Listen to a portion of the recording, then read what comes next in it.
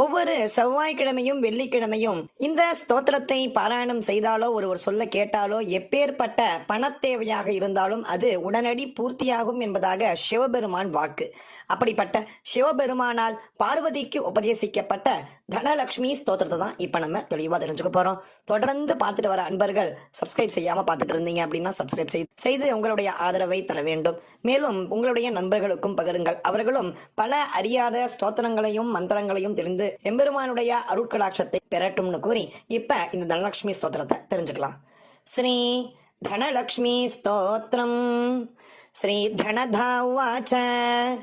தேவி தேவமுபாகம்ய நீலகண்டம் மம பிரியம் கிருபயா பார்வதி பிராக சங்கரம் கருணாகரம். ஸ்ரீதேவ்யுவாச்ச.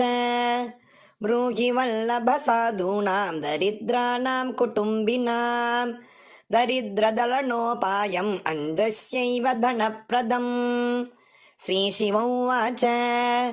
பூஜயன் பார்வதி வாக்கியம் இதமாகமகேஸ்வரः உச்சிதம் ஜகதம் பாசி தவ பூதானுகம்பயா சசீதம் சானுஜம் ராமம் சாஞ்சனேயம் சஹானுகம் பிரணம்ய பரமானந்தம் வக்ஷ்யேகம் ஸ்தோத்ரமுத்தமம் தனதம் ஸ்ரத்ததானானாம் சத்யः சுலபகாரகம் யோகக்ஷேமகரம் சத்யம் சத்யமேவ வச்சோ மம படந்தः பாடயந்தோபி பிராமணைராஸ்திகோத்தமைः தனலாபோ பவேதாசு நாசமேதி தரித்ரதா பூபவாம் சபவாம் பூத்யை பக்தி கல்பலதாம் சுபாம் பிரார்த்தயேத்தாம் யதா காமம் காமதேனுஸ்வரூபிணீம் धनधे धनधे देवी दानशीले दयाकरे त्वं प्रसीद महेशानि यदर्थं प्रार्थयाम्यगम्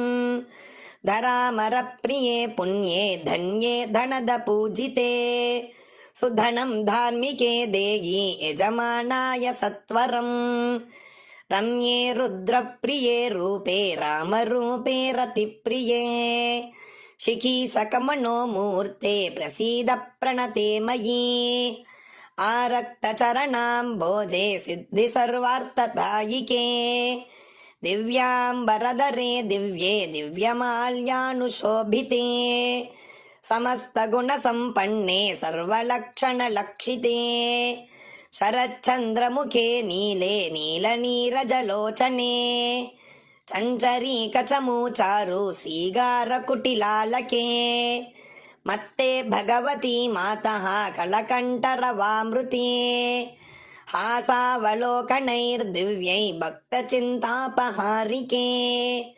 रूपलावण्यतारुण्य कारुण्यगुणभाजने क्वणत्कङ्कणमञ्जीरे लसत्लीलाकराम्बुजे रुद्रप्रकाशिते तत्त्वे धर्माधारे धरालये प्रयच्छ यजमानाय धनं धर्मैकसाधनम् मातस्त्वं मे विलम्बेन दिशस्व जगदम्बिके कृपया करुणागारे प्रार्थितं कुरु मे शुभे वसुधे वसुधारूपे वसुवासववन्दिते धनदे यजमानाय वरदे वरदा भव ब्रह्मण्यै ब्राह्मणैः पूज्ये पार्वती शिवशङ्करे स्तोत्रं दरिद्रदा व्याधि शमनं सुधनप्रदम् श्रीकरे शङ्करे श्रीदे प्रसीद मयि किङ्करे पार्वतीश प्रसादेन सुरेश किङ्करेरितम् श्रद्धया ये पठिष्यन्ति पाठयिष्यन्ति भक्तितः सहस्रमयुतं लक्षं धनलाभो भवेद्ध्रुवम् धनदाय नमस्तुभ्यं निधिपद्माधिपाय च भवन्तु तत्प्रसादान्मे धनधान्यादिसम्पदः इति श्री धनलक्ष्मी स्तोत्रं सम्पूर्णम्. கட்டாயம் தெரியாத பேருக்கு பகிருங்கள். அவர்களும் பயன்படும் கூறி